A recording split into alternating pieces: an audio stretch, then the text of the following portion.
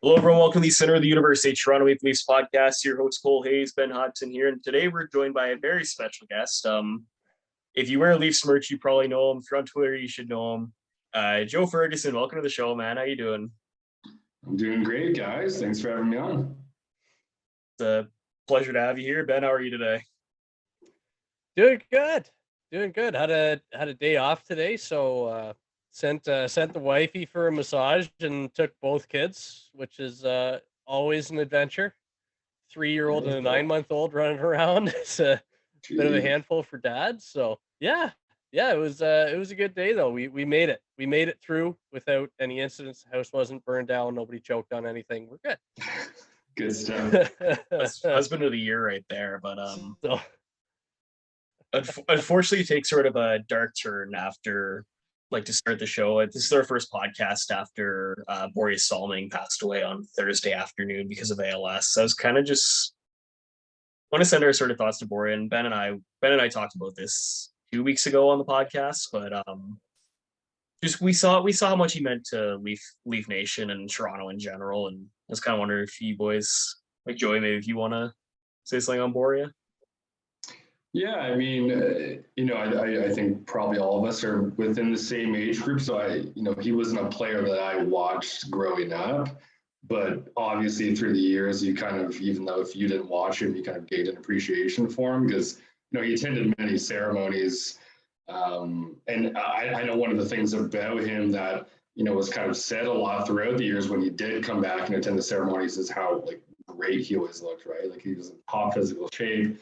Where people would always joke, like, at least could use a defenseman, like, Borje's still looking jacked, get him out there, right? So, I think even if you didn't watch him growing up, seeing that, you see what he meant to the city and the team and what that meant to him. And then I think, the juxtaposition of seeing him, during some of those ceremonies last week and seeing that his body was starting to kind of fail him a bit made it, even more emotional because he was always, just a top physical specimen, basically. And yeah, I mean, he holds like almost all of the Leafs defenseman records, right? So pretty unanimously the Leafs best defenseman of all time. So pretty important to the franchise as a whole. yeah, I don't think there's much arguing that that he's the greatest Leafs defenseman of all time. And I mean, Joey, you talked about how great a shape he was always in. I mean, he was playing alumni games into his 60s. Like, yeah, he was an absolute just like ripped, shredded all the time. I think he was even modeling his own underwear line for a while. Like he was in such incredible shape, and it was just brutal to see how quickly ALS can really sort of take such a healthy person and lay them low. So that was really hard to see. But I mean, even beyond his impact as a Toronto Maple Leaf, um, Borje Salming had such a massive impact on just Swedish hockey in general and bringing Swedish hockey to Canada. I mean, all Europeans almost. He was him and Ing Hammerstrom were the first to come over. They were the guys that all week everywhere that you see Borje mentioned, you're seeing trailblazer is the word that everybody is using, and he really was. And one of the coolest things that we've seen in the last few days here was tributes for Borje all around the world. Starting in Toronto with there were blue and yellow flowers laid at his statue on Legends Row. Obviously, the Leafs came out with their Borje Salming shoulder patches, and over in the Swedish League, every single Swedish League game held a moment of silence before the game, and even in one, the crowd was completely deafening. I don't know if you guys saw the video, just chanting Borje Salming over and over again that night. Yeah, I saw that. Just powerful stuff, man. Like his impact on hockey was so much bigger than just the Toronto Maple Leafs, and to hear his passing was really tough. Really, it really hit hard. But wanted to talk about you know Joey, you took we had an idea and you've taken it and run with it and turned it into such a great thing. With the Salming shirt, with the Borje shirts. So I mean, tell everybody listening a little bit about that. Cole's got his on, as you can see. Yeah, it kind of started with those two ceremonies a couple weeks ago, and you were kind of one of the people on Twitter that first suggested me doing something. There was even one other person, I forget where they were, if it was on Twitter or Instagram or something, but I think I tweeted the picture of him and Nylander hugging, and I forget what the caption was, and you replied to it. You should design a shirt and put all your profits to ALS research. And I read your tweet. I was like, yeah, that would be cool. But like when it comes to anything, like any of the designs I've ever made, I make them because I get an idea first. I'm like, oh, that'd be a cool idea. I'll make that. So like when you first said that, I think you suggested like "We love you, Borje" type shirt, or "We love you, Borje" type shirt. I was like, yeah, I can see that'd be cool, but like I feel like I need something more. And so I didn't have an idea first, and then there's this. I don't know if you've ever seen like Roots of Fight. It's like a website, and they do like old boxing shirts and stuff. It's like a specific style. And I was on there a few weeks before all this, and I was like, oh, it'd be cool to kind of do a style like that where it's almost vintage looking and it has, kind of where he's from, has a couple cities in there, his nickname and stuff. So that was kind of the inspiration for that. And, once I had an idea in my mind that I thought other people might think was cool, I made it and I was happy with it. And yeah, I mean, no brainer to make all the profits go to ALS research. Yeah, because otherwise I'd feel kind of like a bad person profiting off that. So yeah, so and I kind of did a bit of research. What would be the best charity to donate it to? And I saw ALS Canada was officially registered on Revenue Canada and everything. So I chose them, and I've been in contact with them as well. I actually had a call with one of the representatives last week. So they're trying to kind of aid me in support and stuff too. And they provided me with some information and logos and stuff to utilize. I'm supposed to be following up with them again next week. But yeah, long story short, I got that out there, and it's done really well. It's took off. We're up to over $3,000 raised on it now, and that's just within 2 weeks. And this is something that's like forever. Like as long as my site's up, it's going to be up there, and I'm always going to donate all the profits on those designs to ALS Canada. So, I talked about it in my initial tweet, but I don't get my money from those shirts until the middle of the month. So I'll get paid on December 15th, and then that's when I'll donate that to ALS Canada. But on the 15th of every month, I'm going to keep doing that. So regardless of how much this first month, like being over $3,000 already is crazy to me, and I think that's awesome. But what's even cooler is, I'm going to be doing this every month perpetually. So who knows what we can do, within a year or something. Yeah, that's incredible. Like, yeah, it's a shirt. Like if you're watching it, like you can see it on me kind of, and like you can go to Joey's Twitter. Or you can go to our Twitter. Like we'll throw the shirts up there because it's a great cause. It's a beautiful T-shirt. Like even just the design, like you said, the boxing thing. Like it definitely, like now that you sort of mentioned it out loud, it sort of puts two and two together. Because I'm like, oh, like that's a cool design. I'm trying to think like what it reminds me of, and yeah, but like it's a great cause, and like I think we kind of all seen sort of like how terrible the disease ALS is, and I remember in 2014, I believe, when the Ice Bucket Challenge was like really big, how much that did for ALS. I think this kind of like Leaf Nation's version of it with the Borje shirts. I've seen a lot of people sort of donating $21 as a way to pay tribute to Salming, and the Leafs even are they're going to be selling the jersey patches with the, I believe the same proceeds are going to ALS Canada as well. So Yeah, they're going to the same organization that Joey's going to now. Also on it was in the press release, they said on Wednesday all sales of the reverse retro jerseys, as well as all of the game worn apparel that will be going up on for the Real Sports auctions. All of the profits from that will also be going to ALS Canada. So that's the Leafs stepping up in a pretty big way. Yeah, Really totally help cool. out. Yeah, Seems yeah. like they're Kind of like kind of kind of trying to stealing your scale thunder a themselves little bit there. tomorrow. No, Yeah. yeah, no, that hey, the more people that donate to ALS Canada, the better. Absolutely.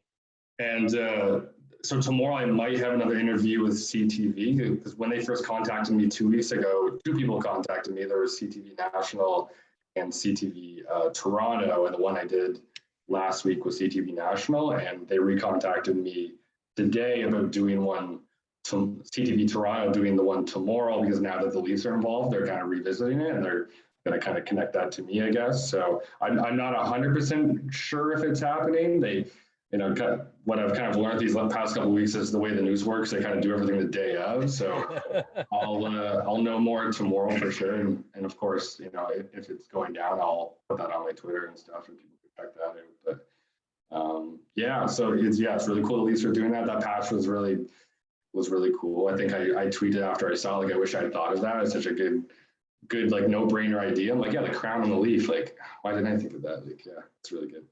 Yeah, you know, I do. I love the vintage look on the design that you did, though. I mean, that's straight, literally anybody, any Leafs fan of any age, can buy and wear and enjoy. You know, Yeah, I think I appreciate like that. I love the design on that thing, man. It looks awesome. I got one for me, and I got one for my dad. Thanks, Borje man. was Yeah, my I dad's love hearing hero. that more He than was my anything dad's else. hero growing up, man. Yeah, Yeah, people yeah. tell me I that bought a they yeah. got one for their dad. I'm just like, yeah, that's cool shit to me. Yeah. I think I bought three of your shirts for him so far. I think Someone we got bought that one. 30 last week, 30 of the That's Borje shirts. see that's insane. That's awesome. Yeah, I want to That's know who it is, because to me, I'm like, is that a team or something? Like, what is that, right? Because there was multiple sizes too. There was like 10 larges, 10 extra larges. So like it had a purpose to it. So I haven't found out who that was. At first I'm like, was it the Leafs? Like, but yeah. Yeah, it's kind of That's like, because I think these, like, even like you said, you've raised like multiple $1,000s for ALS Canada with the shirt sales, and this is kind of like a sharp right turn. Like you mentioned, sort of like the person buying 30. What was the feeling like seeing Justin Bieber wearing one of your shirts? So that picture is not real. Wait, that Yeah. oh oh no, oh that's So the you feeling of sweet seeing Justin Bieber sweet wearing one innocent of my child. shirts was very much on purpose. Yeah. I'm so stupid. Oh man. What's funny about There's that is one. Matthews and Nylander and Marner, they're all wearing Joey Ferg what's shirts. funny If you about follow that them on Justin Twitter. Bieber one, I think it was the first one I did, and I was like, oh, this is kind of funny. Like, and I tried to make the caption like obvious that it wasn't real. I think I was like, oh damn, like look at Justin Bieber. And then yeah, don't feel stupid, because a lot of people thought it was real, which I was not expecting. And then I'm like, well, I'll just, you know, they'd be like, is this real? And I just wouldn't answer. I'm like, well, I'll just keep the illusion alive. Like, why not, right? Oh my god. Yeah. People on the internet, man. Because that tweet blew up, and then someone else retweeted it, and it got like 800 likes and stuff. So I was just like, I'm just gonna let it go. Like, Oh man, oh man, that's my. It's very rare to say that, like, this is my lowest moment on the podcast. That may be it. I say a lot of dumb things here. So on that note, I've been in talks with someone. I don't want to give too much away yet, because it's not final, but I might have, like, you know, a pretty important real person actually purchasing and wearing the shirt. But I'll wait until that actually happens. My only fear now is if I put it in the picture, that people are going to think it's fake when it's not. So yeah, I'm looking to know more about that next week. Can you drop us a hint?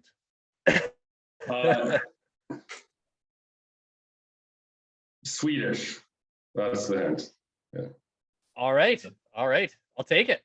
Yeah, I don't want to give too much away, because I I want to be sure it's happening. So Moving on, and hopefully not a question that'll crush my dreams. What kind of started the sort of design t-shirts? Because like I have, like I said, I have the Willie Style shirt, I have the Joe Thornton one. I see your shirts pop up on my Twitter feed all the time. Like, what kind of started this whole? Yeah, it was just a few years back. I forget what made me want to do. I mean, I naturally do like graphic design and stuff like as part of my career and some freelance. So that's kind of always been the nature. But I forget what made me want to do the first design. I remember the first one I did. I never actually put it for sale. It was funny enough. You guys know Brian Belize on Twitter? He does like the comics.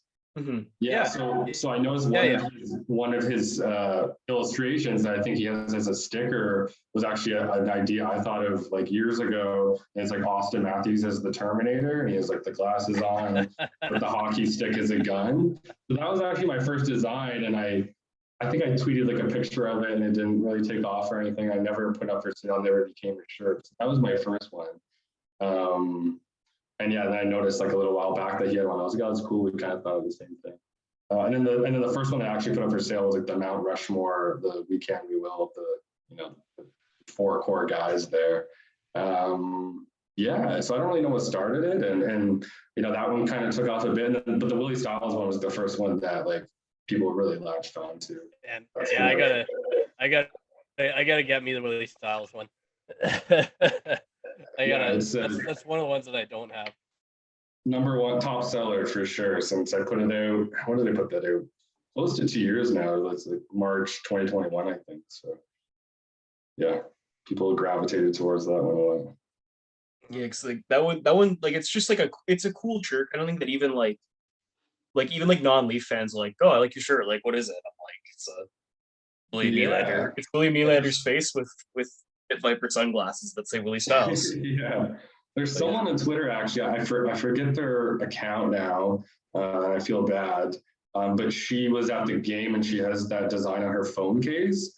And she said like Willie skated by, but she was like on the glass. She said Willie skated by and looked at it and like gave her like a smirk, which I thought was kind of cool. That's gotta be really cool seeing hear that, that's the real Justin Bieber actually moment. Seen it. Yeah. Yeah.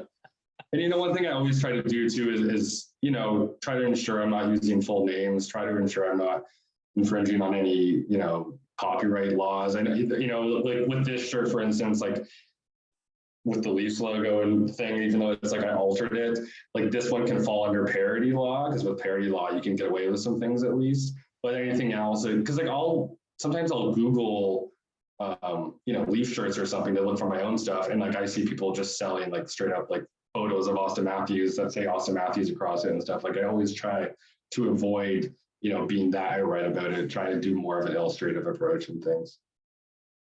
Yeah, so far, so good. So far, MLC hasn't sent me a cease and desist or anything. So. Yeah, well, I don't think you'll be getting one now with the Borje shirts. Right, yeah, we hope not. Again, I would think if anything, you're in their good books. Yeah, I always say like I'm either going to get a job offer from them or a cease and desist. I don't know which will come first. Guess it all depends. Like that's, I think that's the special thing with like a lot of your shirts is like they're cool concepts. They're like any hardcore Leaf fan like will like right away be like, oh yeah, like I Ashton, Willie Styles, all that shit. Like it's but it's unique too. It's not just a Leafs logo. Like you said, it's not just Austin Matthews on a shirt. It's right. Yeah. I always try to think of like an idea behind it. And, not to toot my own horn too much, but, part of me is like, and I know there's complications because like the NHL Players Association and how that works with the league and the teams and stuff. It's not as simple, but, part of me is like, why can't like the teams market their own players like this and create designs that are more creative rather than just, your by the numbers shirts? Because I'm like, if I can sell this many just on my 2,000 follower Twitter account, imagine if the Leafs created something like this and put it up on their Twitter, like they would sell so much. So, but yeah, maybe they'll come knocking at my door to get my help with that or something. But yeah, it's been really cool, very fulfilling, very surprising. The amount of people who have purchased them, especially these Borje shirts. So yeah, it's been really, really cool for me.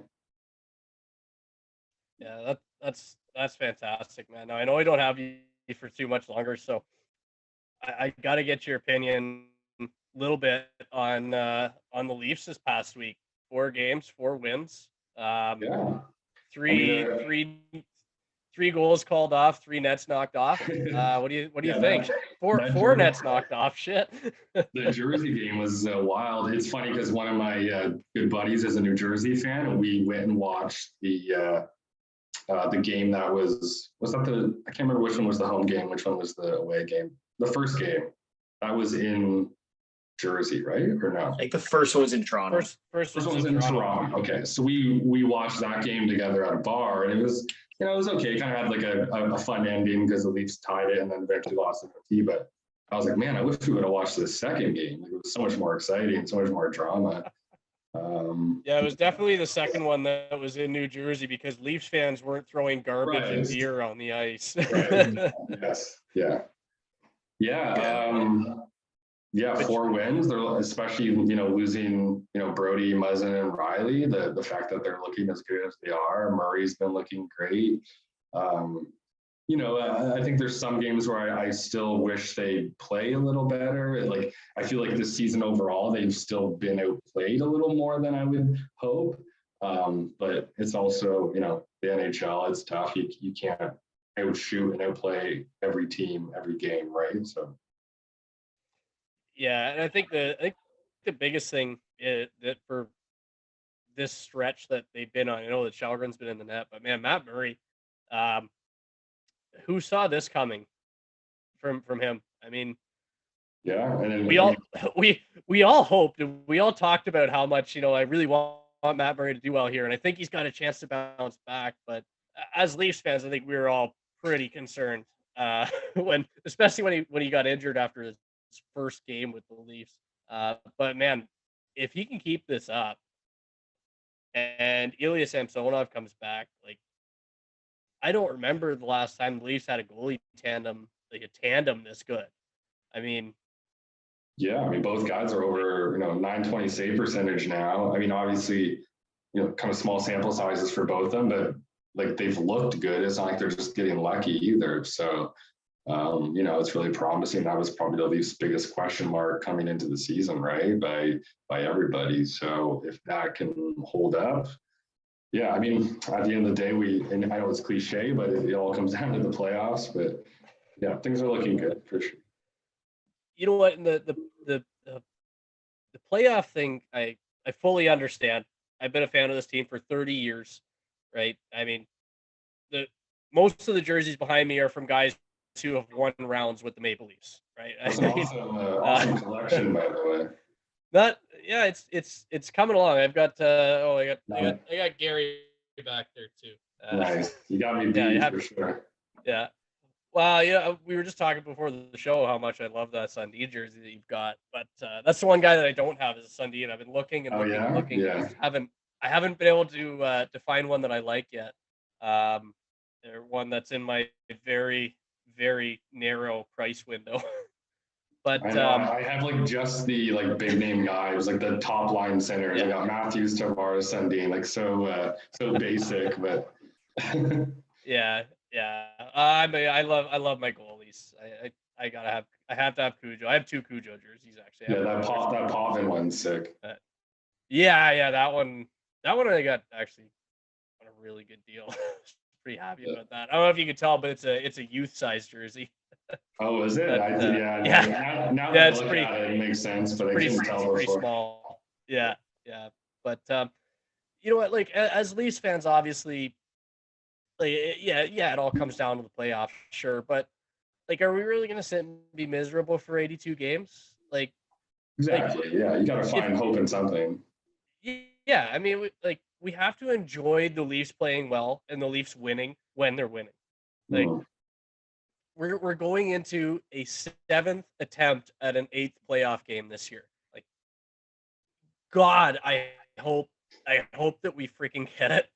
But I'm not spending all winter being miserable about the Leafs, based off of 7 games at the end of the year, or hopefully more. You know, if the Leafs do well this season, you know, I'm gonna enjoy watching them all the way through. If they lose in the first round, I'm gonna be fucking just like irate. But until that time comes, man, I'm enjoying the ride. I'm just along for the I ride. mean, especially if you watch the games, right? If you're gonna watch most of the games, you can't just be miserable or like, why are you watching them, right? So Oh, exactly.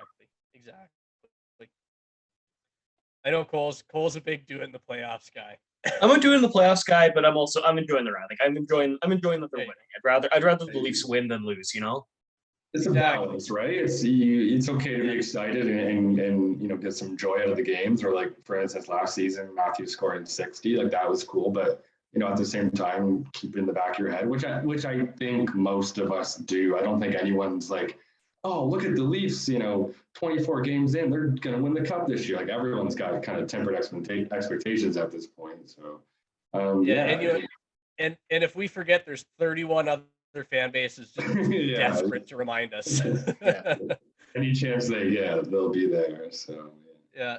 but yeah, the team is looking good right now. They're what, fourth in the league, I think. So Yeah, Yeah. really can't complain too much, especially based off the start to the season that they had. Another just two years in a row of just horrible Octobers followed by just going stupid in November.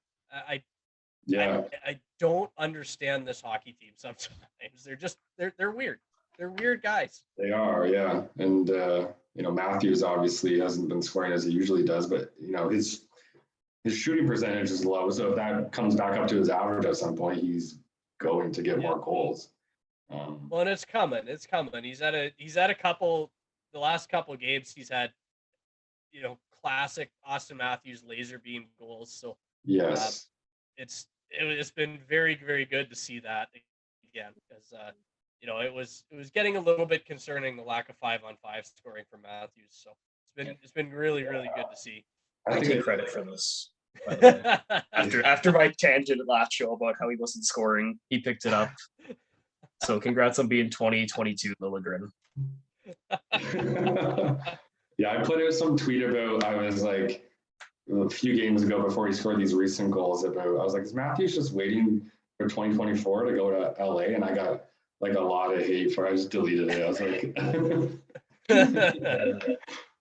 I meant it kind of half in jest, but people were like, how dare you? Like, don't make me unfollow you. It's like, well, and it's hilarious that as soon as the Leafs win 4 games in a row, the Austin Matthews is leaving takes start coming back in the media. There's nothing negative to talk about, so let's throw it back out there that Matthews is leaving. I don't know if you guys heard that or saw that. yeah, Kipper, of course, today. yeah. Yeah, the guy who once said that Mitch Marner was below Zach Hyman and Connor Brown on the Leafs list of go-to guys says Austin Matthews is leaving. Someone posted that video today. I saw it too. Where he's Marner, it was Nylander, Matthews, Connor Brown. Yeah, we're all below Marner. Yeah. Yeah, Kipper is something else. What are your guys' thoughts on? I mean, obviously we're all just speculating, but do you guys have any opinions, thoughts, what he'll do in a couple of years? Oh, he's signing an 8-year extension in July. Yeah, it's happening. I hope you're right. I've got no concerns about Austin Matthews leaving. I think he'll stay here. And sorry, I cut you off. No, I was just saying I've got absolutely no concerns about Austin Matthews leaving. He's going to be a Leaf for at least another 8 years. Yeah, I think he'll stay here, and I think his buddy Justin Bieber will have an influence on that. I think maybe he'll wear the real Joey Ferguson shirt and not make me look like a complete moron. Earlier I literally said Borge instead of Borje, so don't feel too stupid. Hey, I didn't even notice. So yeah, we didn't. We let it slide on that one. If Cole said it, I'd have been all over him. But I corrected myself right after I caught it. But, I think it was you guys know at Oak Leafs on Twitter. I think active stick favorite account. Yes, love Oak Leafs. He tweeted either, I think it was today, regarding the whole Matthews thing, and I kind of agree with him. It's like, you know, at this point, I would assume Matthews staying or not is likely going to be tied to success. So it's like almost not even worth caring about too much, because if the Leafs are going to have success, I feel like he stays. If the Leafs lose in the first round, for 2 more years, it's almost like, I love Matthews. He's amazing. I want them to still sign him, but it's like if he were to go, it's like, what, 8 or 9 years of nothing. It's almost like I feel like at that point, I'd almost want to see someone different losing in the first round, as much as I hate saying that, right? So it's almost not even worth, thinking too much about him. Yeah. We'll boo him and throw rubber snakes on the ice and make a big video about how much we don't need him. Yeah, exactly. McDavid a couple of years later, anyways, right? So Right? Exactly. Yeah. It's just cap space for McDavid at the end of the day. yeah. Just like how the Islanders had cap space for Johnny Gaudreau and Artemi Panarin and all the other guys that they filled aside. That first Leafs versus LA game in 2028 is going to be crazy. Or whenever McDavid's a free agent, I forget what year. Oh, it'll be incredible. Anyways, Joey, thank you so much for coming on, because I know you gotta get going soon. Where can we find you both on Twitter, and also where can people find your shirts? Yeah, so you can find me on Twitter at Joey Ferg. So it's just how it sounds, JoeyFberg. I'm also on Instagram at FlowBuds Designs. That's also how it sounds. So FlowBuds DISINGS. The actual URL to my shirts is a little clunky, so it's best just to go to either my social pages, and then in my profile I have links to my store, and the Borje shirts are right at the very top. So there's also a third shirt I put out just kind of at the end of the week, where it's like just a little illustrated picture of his head. It kind of looks good as a patch or as a hat. That also, all my profits on that also go into ALS Canada.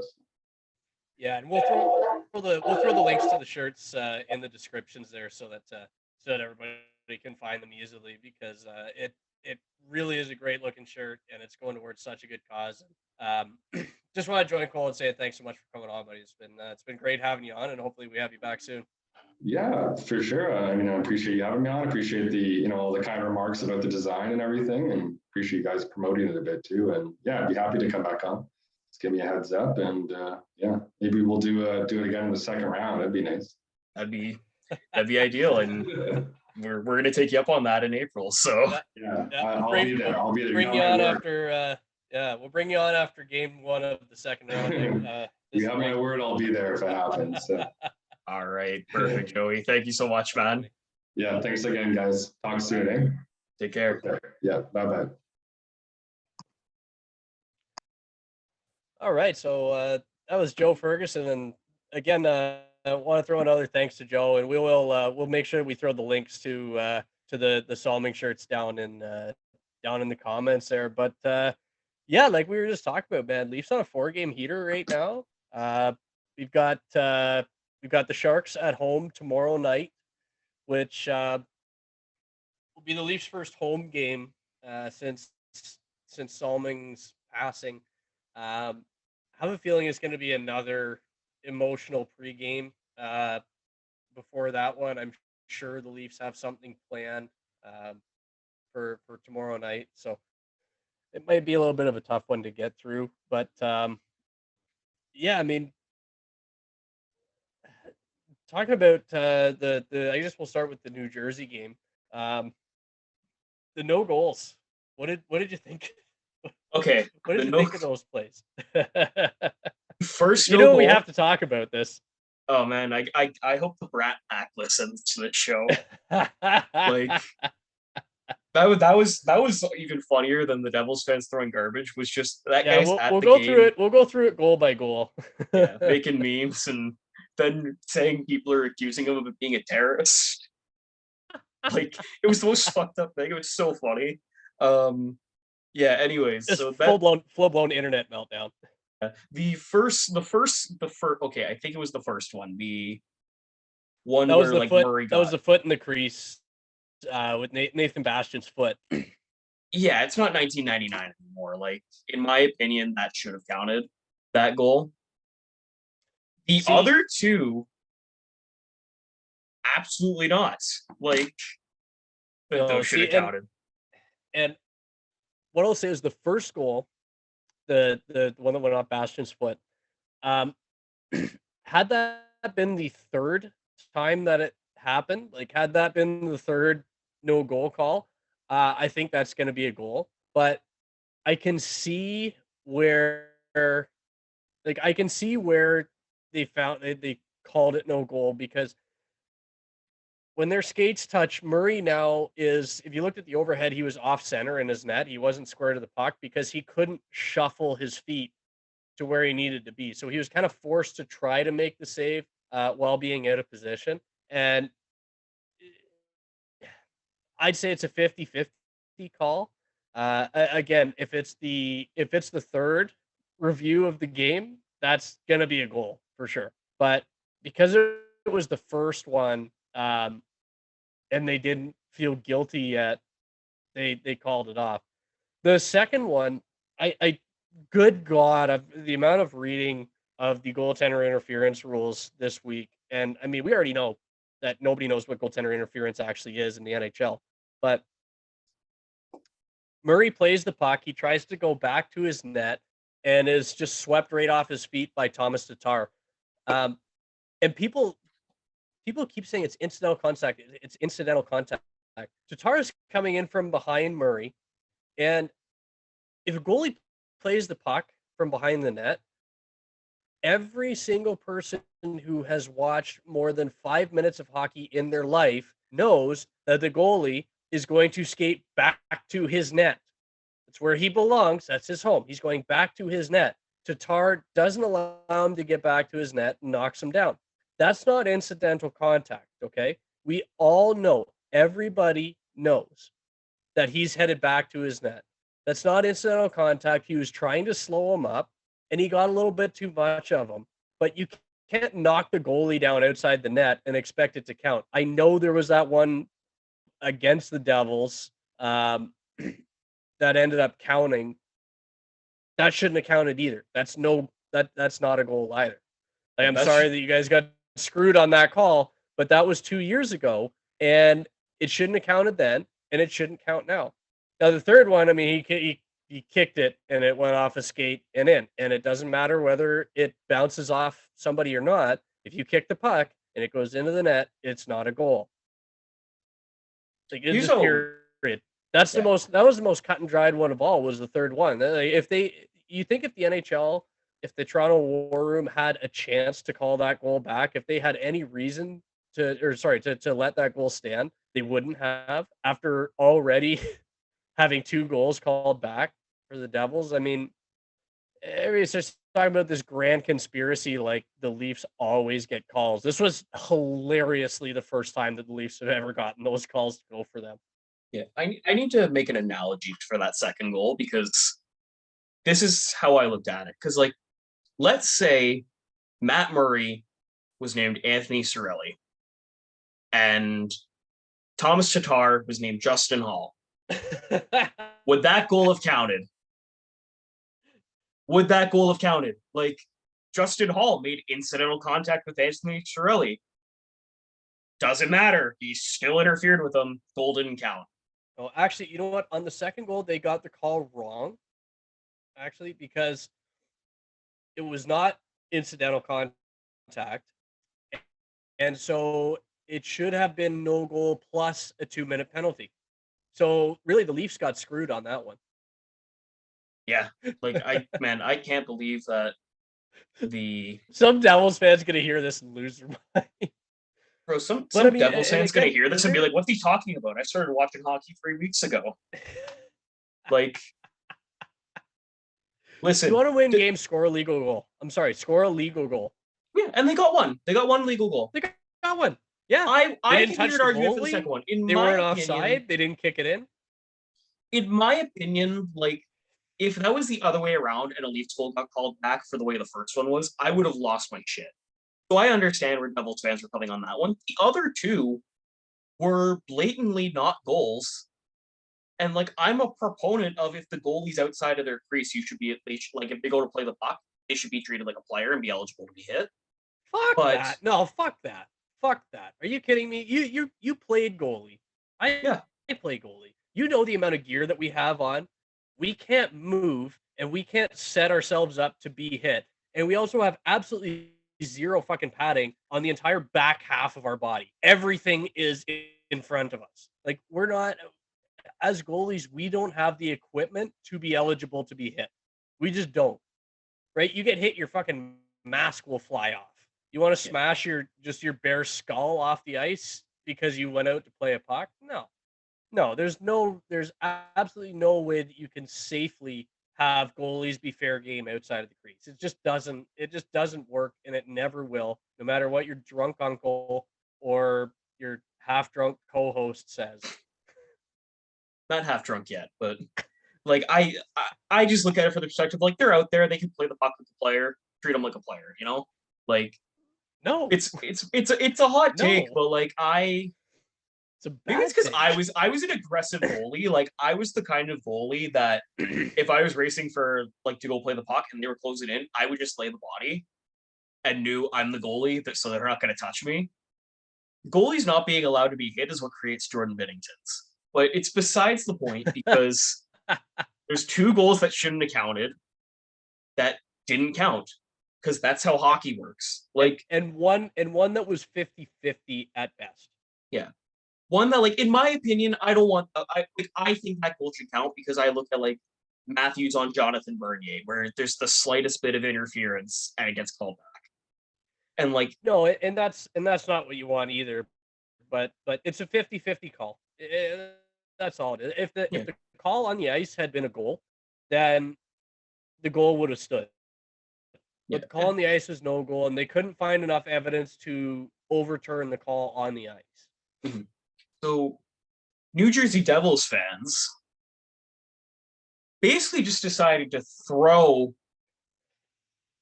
all of their waste onto the ice. Like, it was beers, like chicken fingers, Full beers. Yeah, like full beers. Like, have you ever had a full beer thrown at you before? Once or twice. I've been to Boots and Hearts. It's a good answer. I one time had a friend throw me a beer that I lost in the sun, and it just pounded me on the head. And they just tossed it up in the air. They weren't throwing it maliciously to try and hurt me because they were mad at me. Like, no, and that was another one of those Brat Pack tweets talking about, the Devils saying, "Oh, I don't care," and Mitch saying, "Oh, it's dangerous." The Devils weren't having them thrown at them. Right? Yeah. They were like, the Leafs are the guys who are having this stuff thrown at them. The Devils are getting hit by the odd person with bad aim with their chicken fingers. Like, it's not the same. Yeah. Do you know what I also don't get is, how did, like, that go so under the radar? Like, I feel like nobody was talking about that, like, by the next day. Maybe that's just me. Like, and Yeah, I haven't been on social media as much lately, but, like, the discourse seemed to die down by the next Leafs game because, of course, there was another scandal.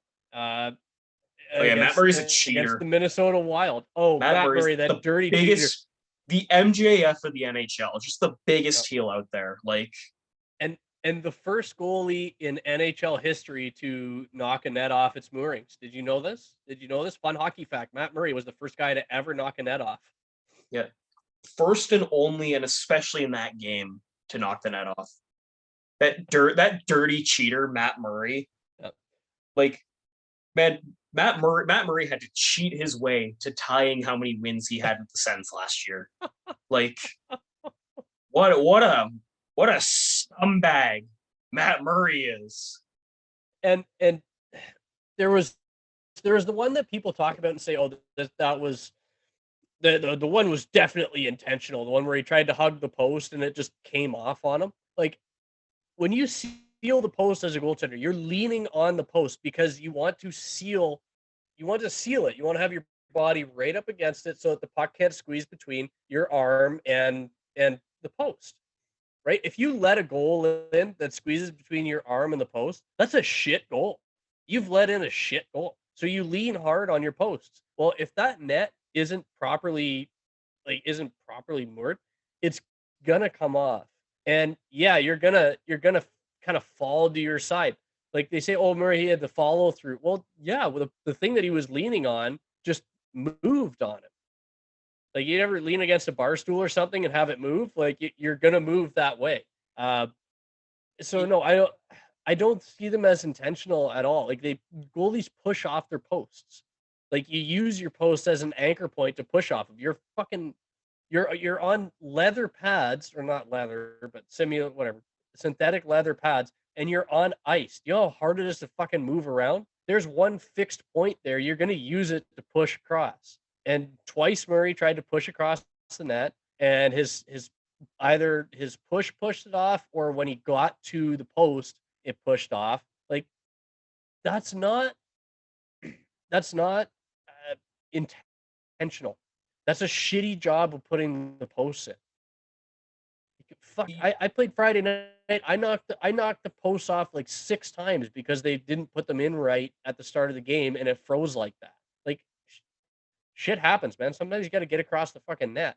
I think we need to gatekeep analyzing goaltending from people, because like, not to be like, oh, I played the position, because I didn't play at a high level, but like I played goalie growing up. Like you said, you push off the post, you're going hard into that post because you want to get the puck there.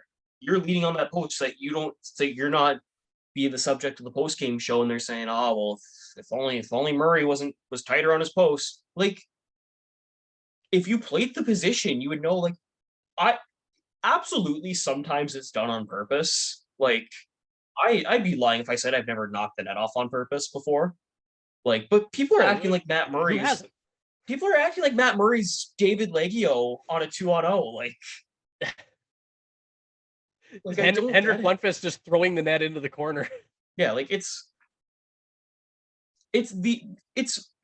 all the people that are like, oh, the Leafs have Matt Murray. They are so stupid. They're gonna suck. Like, they're just mad now because he's making them eat their words. Like, yeah, I mean, like, and goalies have 2 things that motivate them. One is not ending up on Steve's dang it's. And 2 is hearing the guy that you just robbed scream fuck as he skates away. Those are the 2 things that motivate goalies. Not letting in a bad one, not getting made fun of for looking like an idiot, and absolutely robbing the shit out of somebody. And sometimes if you want to rob somebody, you got to get across that net faster than they expect. And you're going to do everything that you can to do it. Man, that robbery on Matt Kaprizov at the end was chef's kiss. Game-winning save. Beautiful.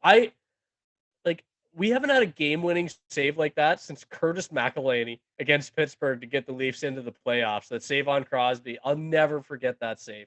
Yep. All-time leader in Leaf save percentage. Yeah. In the least amount of games possible. Like, actually, we're gonna have to recheck that because Murray and Samsonov might be catching up to him. Yeah, but they might be. But man, oh man, imagine if Curtis McElhinney was still at the Leafs too. That'd be so magical. But like, man, that was a McElhinney-esque game-winning save. Obviously different circumstances, but like that McElhinney save is my favorite moment of the Matthews era. But like, it is. It's the most important save in Leafs history. I still remember the play-by-play call for my favorite moment of the Leafs, the Matthews era, and it was, they score, Kasperi Kapanen. Oh God, I thought it was gonna be my second favorite play of the Matthews era, which was Connor Brown's goal when the little leprechaun found his pot of gold. Oh, it was the Matthews OT winner that Jim Houston absolutely butchered. Yeah. How do you butcher Matthews and Kapanen? One of them's a goal scorer really heating up. The other one's Kasperi Kapanen, who like is a healthy scratch on the Penguins. Like, but like Matt Murray has been such a bright spot for a guy that there was a lot of question marks, and like even me, who was relatively high on Matt Murray and was open for the Leafs getting him, and was kind of like, there was a lot of, well, like a lot of this stuff has to go right. And like I said, I was more worried about him staying healthy than stopping the puck, because I didn't think the Leafs needed incredible goaltending, but he's given them incredible goaltending. Yeah, I mean, like, I think at the start of the season, we said the Leafs get over 900 goaltending, they're pretty good. That was the rule last year. If they got over 900 goaltending, they were unbelievable. Getting 920 out of Murray and Samsonov has been such a treat this year. Just having a guy that can make that game-saving stop, has been so nice. It's been something that didn't have. We didn't have that really with Jack Campbell. We had that sort of thing with Freddie Anderson a little bit, but he would also let in some of the softest goals you've ever seen before that, and we're not seeing that out of Murray or Samsonov. And it looks like we're getting Samsonov back like this week. I don't know if you saw the quotes from after practice, but he was saying, "I feel great, no pain." And Sheldon Keefe had to kind of come out and be like, "Hey, guys, he's still not cleared yet. He's still day to day, but Yeah. it's looking good." Um, They get a few days so off after tomorrow, so I wouldn't be surprised if he's at least on the bench, like by the yeah, so weekend. Like having both guys back is just gonna be so nice, man. Like I, the Leafs I have had a healthy appreciate, goalie in 2 games this year. That's yeah, crazy. I appreciate the work that Eric Shalgren did for us. He did the best that he could under the circumstances, but I don't want to see him again for the rest of the year. Yeah. Fortunately, he probably will just because like the Leafs have 2 goalies that have a very troubled injury history, and guys are going to get hurt. But honestly, like give Eric Shalgren his props. Like he for a third goalie, he's fine. Like it could be worse. I think he's got a winning record. Maybe not. Gary Bettman winning records. He was in net for a lot of those Gary overtimes. Bettman 500, yeah. But Yeah. I look at like I just the Leafs as of late. Like I'm just enjoying the ride. I know I'm captain, get it done in the playoffs, and I still am. At the end of the day, like if this team doesn't win in the playoffs, it'll be just like last year. We're like, yeah, it was fun during the regular season, didn't win, and but I'm just enjoying the ride right now. Even like even if you rewatch Game of Thrones and you know the ending's gonna suck, you're still gonna enjoy the ride while you're watching it. You're not like, oh, this is terrible because I know what happens at the end of the show. Like it's enjoy the ride, man. Oh, yeah, man, you have to. You have to. But one thing that is giving me a little bit, probably more hope than I should have for the playoff run, is the Leafs defensively, as far as just their average goals against per game, uh, is the lowest that they've had in the past 7 seasons so far. So that's a really good sign to me. And I did look up the stat, but for high danger chances against, they are the sixth best team in the league at preventing them. So I think with the defensive injuries that they've had, they've kind of bought in, and you can see it. You could really, really see it last game how much they bought into, especially the forward group coming back to help out the D. They've really bought into the team defense thing here, and I think it's going to help them a lot down the stretch because they started the season off not scoring much, and now the boys are starting to get a little bit of steam built up. They're starting to score goals, but they're still doing well defensively. And the Leafs could be in for an even better December than the November that they've just had. How nice would that be? That would be incredible because, like, man, Mitch Marner, I've given him a lot of shit, but like he's been Points, great as points of in late. 17 straight. Straight. The guy's been buzzing out there. Yeah, like Matthews has scored goals with his forehand at 5-on-5. Oh, that Michael goal against Bunting, Detroit. That goal against Detroit was a bullet. Oh my god, that was disgusting. That shot. I think that Pittsburgh goal, just the celebration, everything was like he needed Oh that, yeah, you know. yeah. Michael Bunting with the shift of the season, with the assists on that goal too, like Yeah. just Oh, just the that was effort the on one that against play. Pittsburgh. Yeah, that was the one Like, against Pittsburgh, the bunting one, yeah, which shocking to me, Evgeny Malkin on that play because Bunting gets the puck at the Leafs blue line, starts skating up. Malkin grabs one of his arms with both hands. Bunting fights through it, gets around one more guy, gets taken down onto his stomach, and passes the puck. In that time, Malkin is coming up the ice. Matthews comes up behind Malkin, skates past him, and stops in front of the net. And Malkin watches Austin Matthews, 60 goal scoring Austin Matthews, skate by him and stop in front of the net and curls away. Like, Matthews had a mile of space around him in each direction because Evgeny Malkin just skated away from him. Matthews stopped and Malkin just skated right past. Like, And like okay, the if a Penguins were Leaf did shockingly that, bad that game. oh, they were not good that game. But if a Leaf did that, they would be crucified by the media and by the fan base. And Absolutely deservedly so. crucified. Like, can you imagine if Willie Nylander did a flyby like that? What the just the shit show that would be kicked off on social media and on all the sports talk shows, and like you'd I can never see hear the the end. Twitter debates right now. Oh, and Malkin gets a pass, I guess, because he's got 3 cups now.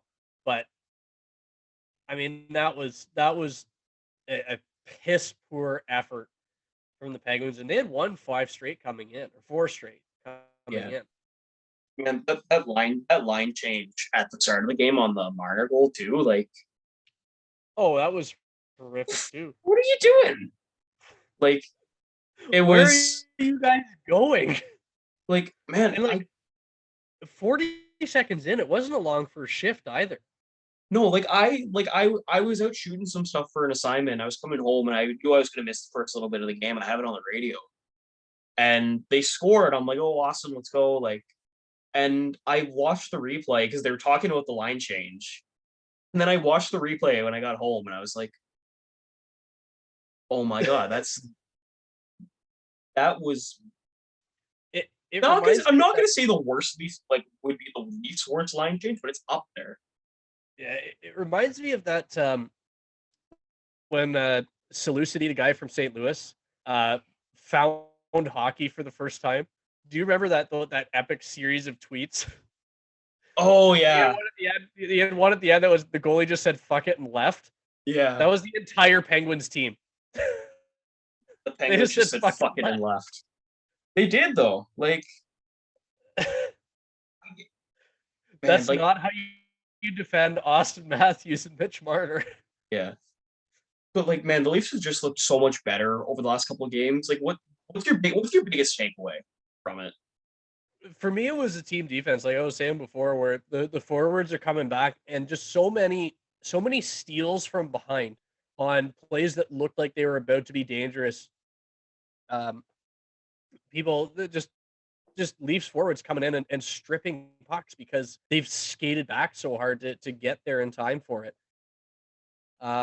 That's been the biggest thing for me is how good the team has been doing defensively, and then obviously offensively they're starting to click. The power play is looking good. 5-on-5, they're looking good.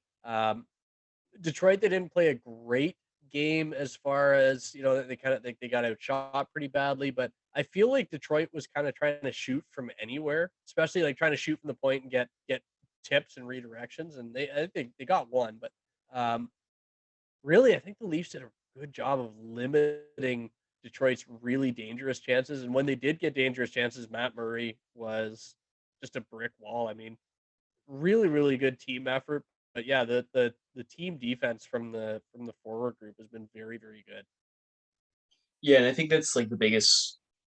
If there's one thing we haven't given the Leafs enough credit for, is just like how good of a defensive team they are as a whole, and like the defense has improved. But I don't think even especially when you don't have Riley, Muzzin, and Brody, and you can kind of count Jake Muzzin out of that because you're probably never gonna have Jake Muzzin again. But even just the Leafs don't have their top pair, and they look fine defensively. They do. I mean, they look good. Victor Mete's stepped in and he's looked fine. Mac Hollowell stepped in and he's looked fine. We haven't seen Connor Timmins on the ice yet. I don't think have we done a podcast since that trade? I don't No, think we we did it. have. We did it in the last one when I was like, please, just not another 2 guy. And I think he's gonna play tomorrow by the looks of it. Yeah. So So that should be interesting. yeah, so I'm gonna try to manifest this again. But one guy I'd really like to see the Leafs trade for is Timo Meyer. I think that's a good name that the Leafs should go after. Are, are you listening, Kyle? Uh, it worked last time. Have to try it again. Yeah, man, I like Timo Meyer is the one for me that's what the Leafs imagine. I know he has like a $10 million qualifying offer, Who but cares? Don't like qualify him. Treat it as a rental qualify him or trade anyways and is just right. keep him. Like At I $10 I million look at about that. man Matt, you got guys to sign after. man, but like the Leafs could win a cup and give up all their good picks for Timo Meyer. I would do it. Like that guy, that's like the second player I'm second most excited about. James Reimer will always be number one. But like Meyer is a good top 6 player. Like realistically, how big's the gap between William Nylander and Timo Meyer? Like it's non-existent. I forget who tweeted it earlier, but they posted like everything from points to fancy stats, the entire player card, all the little stats that you don't even know what the words stand for. And my God, they posted them side by side, Meyer and Nylander. They were nearly the same, except I know this because Meyer's on my fantasy team. Meyer throws more hits. Like really, really similar players in terms of impact and in terms of scoring. Meyer obviously underrated because he's on a California team that sucks, but man, he would be a great ad for the Leafs. I would yeah. love to see Timo Meyer in the what blue and would white. what would the cost be, do you think? Because it's a lot. And I think it was Noah Banks that tweeted this. It's basically like when you're doing a mock trade for Timo Meyer, you got to look at it. Would you accept this for William Nylander? So with that in mind, like what would Yeah, you and trade for Meyer if you were Kyle Dubas? I mean, you have to be sending salary the other way to make it work. I think even half retained. So It's the rest of like it's 1 year, first, yeah. rest of the year half So retained. first, yeah. So first guy out is Kerfoot as part of the package to make the salary work. And it just makes sense. You're moving out. You're moving out a left winger. You're bringing in a left winger. So that works fine. And then you're very obviously giving up a first, probably a second as well, and one of your better prospects. Like one name, I don't know why, but every time I think of like a guy that would get traded to the Sharks and then be good for that team, just for some reason, Topi Niemela always pops into my head. Like that guy just for some reason his name sounds like a guy that would play for the Sharks. You know what I mean? Yeah. Just weird in my head, but I could see Topi Niemela being a San Jose Shark one day, and I'd be fine giving that up. If you have to give up, Kerfoot a first, a second, and Niemela, again, we're talking about trying to win a cup, and man, Timo Meyer gets you a lot closer to winning a cup uh, than Alex Kerfoot does. So Yeah, and it'd be if the that's Leafs the first. package that has to go the other way, I'm fine with that. Yeah, it'd be the first And Leafs real like impact if I were a rebuilding prime of team, the I career would guy. probably take like if I were the Leafs and I was like going into a rebuild or a retool and I was selling off assets, I would probably take that for Nylander. And you have to treat Meyer like he's a pending UFA. Like you can't treat him like he's an RFA because his qualifying offer is $10 fucking million. Like I think you still do you though, because gotta, some competing team will probably treat him like an RFA and give him more. And that's where it's kind of like, do we want this player as much as team X, Y, and Z do? yeah, I mean, I if I were if I were in the negotiating room, I would definitely be trying to use the fact that his qualifying offer is so high as leverage. Maybe, but like I look at Meyer, that's kind of the perfect guy the Leafs need. And the Leafs have made some good deadline ads. Like Mark Giordano's been incredible for this team. But like the Leafs haven't never traded for like a guy in the prime of their career at the deadline. Like I think they did Jake Muzzin. That was probably the last one. Like where it was like a mid-season instant impact in the prime of their career right now. Like Nick Foligno was a great ad. At least it looked like it would be at the time, but like Nick Foligno was still in his mid-30s when we traded for him. Like, Yeah, it would be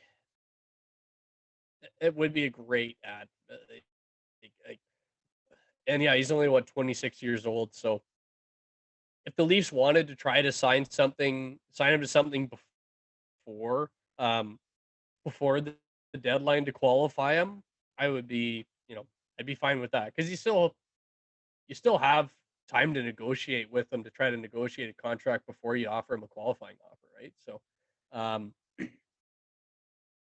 yeah, if you could get him at like an 8x8 type of deal afterwards, then go for it, right? Takes him till he's 34, whatever. The cap's going through the roof right now. Rupe Hintz just got 8.45x8, so yeah, and I think Meyer probably gets around that just because he's a winger, not a center. But like I look at like Timo Meyer would be such an ad for this team, and I look forward to watching him tomorrow. Um, Circling back to Connor Timmins, like can I clarify my stance on the trade? Because I feel like based on what I said last week, people probably think I don't like it. well, last week you said no, no, no, no, no, no, no, no, no, no. So yeah, go ahead and clarify that for Because us. I thought the Leafs were going to give up actual assets for him and not just a guy that his entire appeal is he's a Zdeno Chara's height, you know? I was like, I They swear got to him God, for if free. they, yeah, Curtis Douglas can't skate. Curtis Douglas becomes an like a good NHL contributor, I'll eat my hat. Like Yeah. he can't skate. He's not even tough for a 6'9" guy. Like I saw a Well, video in the Marlies, like when the Shalgren got guy. ran over this year, it was Eric Shalgren got absolutely trucked, and Douglas was on the ice and did nothing. Yeah. Even when there was a scrum.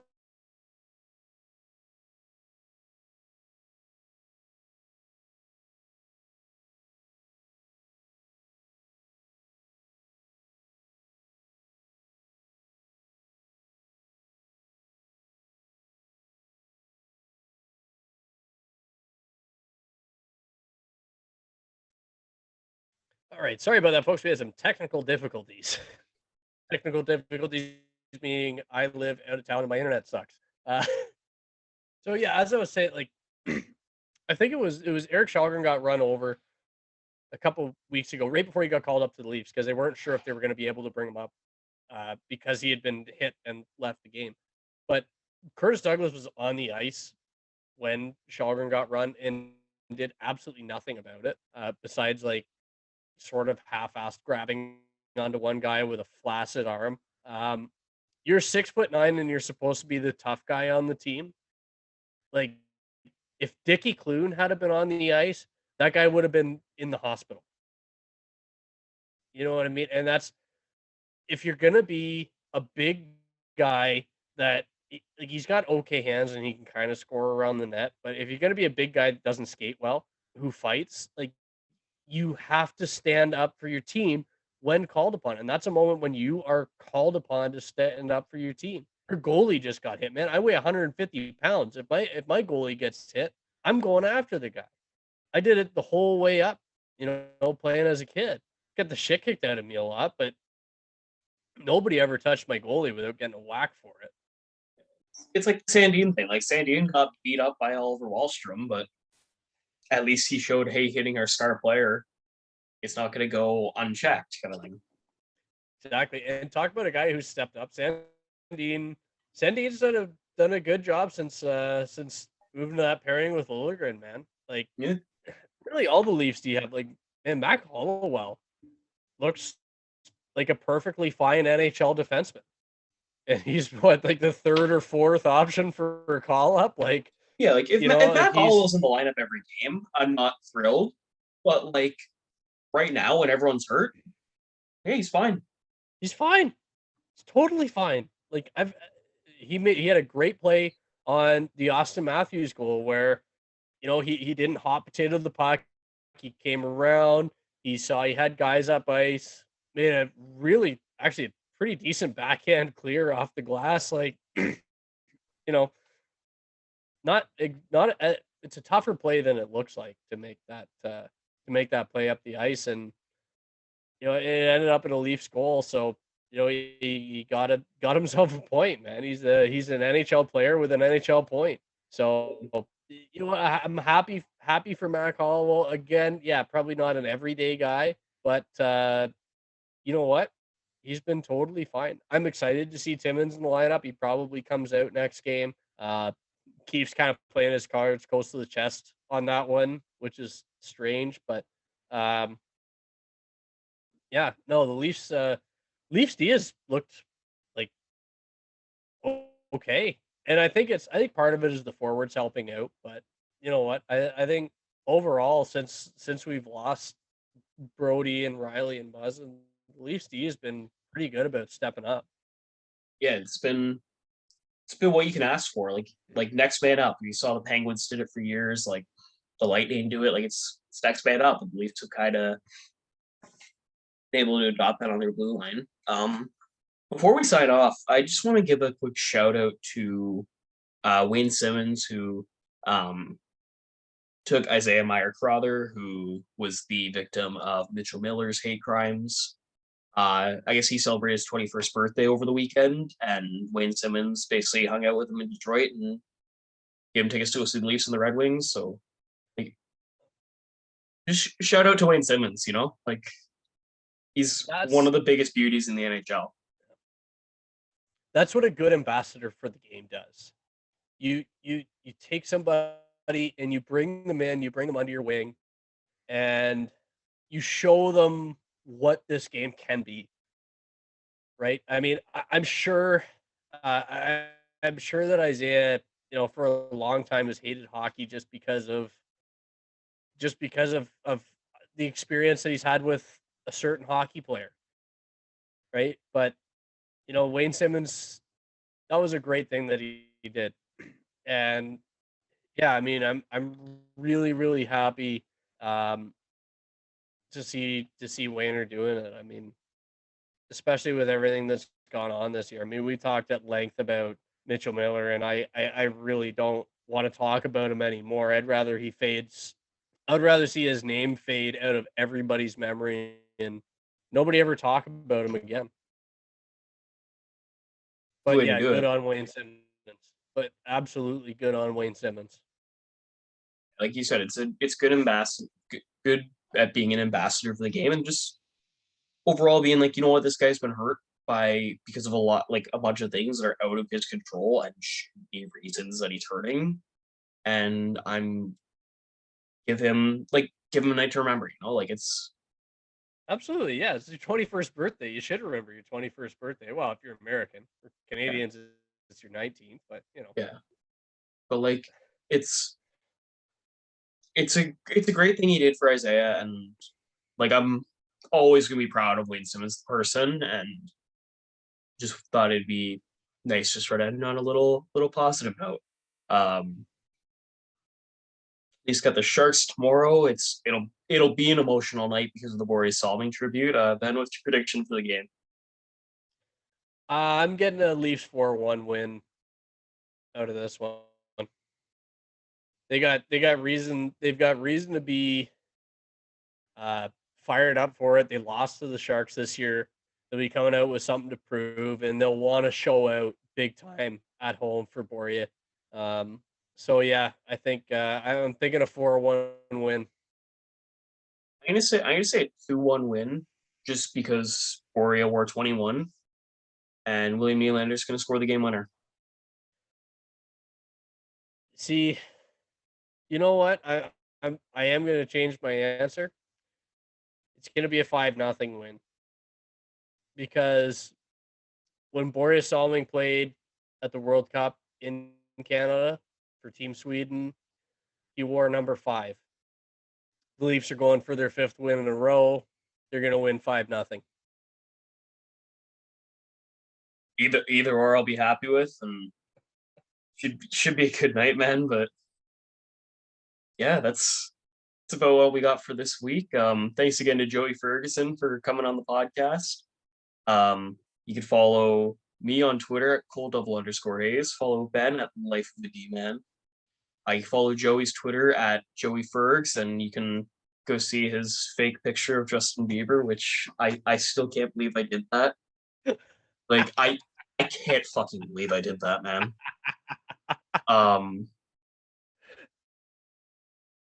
Like I literally I take courses on media literacy for school, and I did that. When this video gets posted, I'm taking that clip and posting it on Twitter. Man, I can't believe I did that, but follow the podcast at COTU_podcast. Like, I can't believe I fucking did that. Like, it's just been eating me all show too. It's like you asked Joey what it was like seeing Justin Bieber wearing his shirt. Fuck, man. If you're listening on audio, Ben is dying. I am a different form of dying. And go Leafs, go, baby. That's it for this week. Go Leafs, go.